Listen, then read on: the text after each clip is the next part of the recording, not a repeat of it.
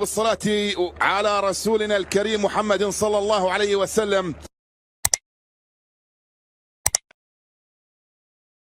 النادي الإفريقي يمر إلى السرعة القصوى في الأسبوع القادم. الإفريقي ينتصر في أولى مبارياته الودية أمام الأكاديمية الإفريقية. لا تنسى الاشتراك في القناة ليصلك كل جديد.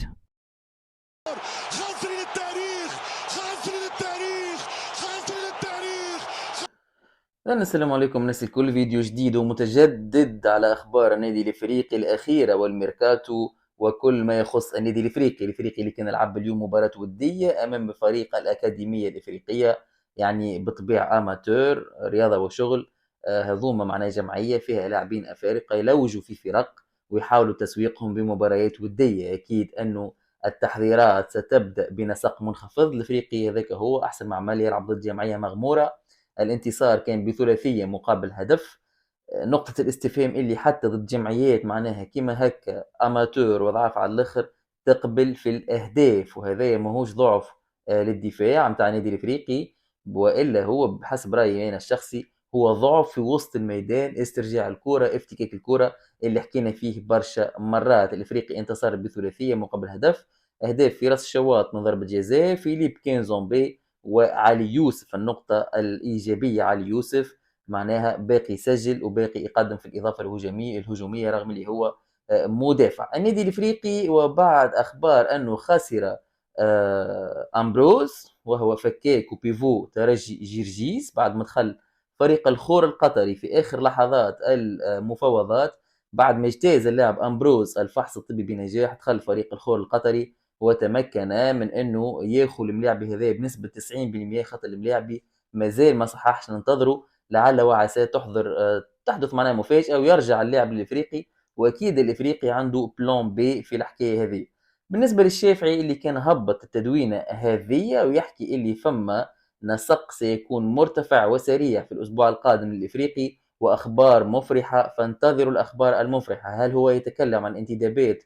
خاطر شفنا بطء كبير على مستوى المفاوضات مع اللاعبين، بطء كبير معناها الاسماء خرجوا الكل اللي تفاوضوا معهم بالكلوب في الفيسبوك في اليوتيوب وين ما كان يكون خرجوا الاسماء، ولكن الاداره ما نجمتش ان هي تخلص مع الملاعبيه هذوما بسرعه كبيره. كي تبدا انت تفاوض مع ملاعبي راهو ماذا بيك بسرعه، خاطر السوم نتاعو يزداد، الفرق المنافسه تدخل حتى باش تزيد عليك السوم وتفسد عليك الصفقه. وريناها في الكا نتاع امبروز اللي ربما ان شاء الله لا، ولكن ربما بصفه كبيره باش يخطفوا نادي الخور القطري. علاش انا نقول ان شاء الله لا؟ خاطر الملاعبي هذا عمره 19 سنه، نجم تسوقه بسهوله لاوروبا والخليج معناها باش يجيب فلوس، وينجم معناها يعطيك 3 4 سنين وباقي عمره صغير في السن. وشفناه مع ترجي جرجيس بصراحه بيفو عصري ممتاز برشا.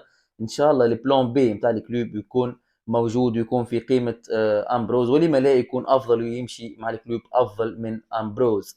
بالنسبه لي راهو النادي الافريقي اذا واصل بالزمزمي هذوما الوسط اللي لعب اليوم معناها بدايه الشوط الاول، الزمزمي الصادق محمود وايت مالك، هذا بالنسبه لي موش وسط ميدان. ما فماش ملاعب اجريسيف يفك الكره، راه حفرة، عبارة تلعب بفريق بدون وسط ميدان، عبارة تلعب على فريق في حفرة في وسط الميدان. هذاك علاش نشوفوا فريق كيما هذا رياضة وشغل تمكن انه يسجل لك في مرماك هدف. هذاك علاش راهو يلزم السرعة والسرعة في ايجاد حلول لوسط ميدان.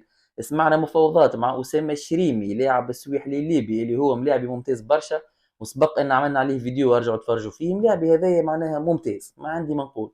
سمعنا بامبروز اللي الان ما نعرفش شنو هي حكايته، هل باش يمشي للخور القطري، هل يعود للافريقي؟ ما هو موقف ترجي جرجيس؟ خاطر جرجيس كانت باش تعطي امبروز او تبيع امبروز تاخذ ادم مقرب اللي هو في نهايه عقده مع الافريقي، ولكن الافريقي ما كانش باش يطالب بمنحه التكوين، وكانت كيف باش تاخذ ارماند كو. معناها مش في مصلحه ترجي جرجيس انه يمشي للخور القطري الا اذا كان العرض بالطبيعه اكبر برشا من عرض الافريقي.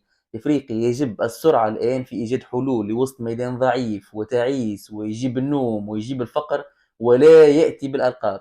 راك باش تلعب بوسط الميدان هذا ولا باش تجيب معناها شطر لاباس ملعبيه في وسط الميدان؟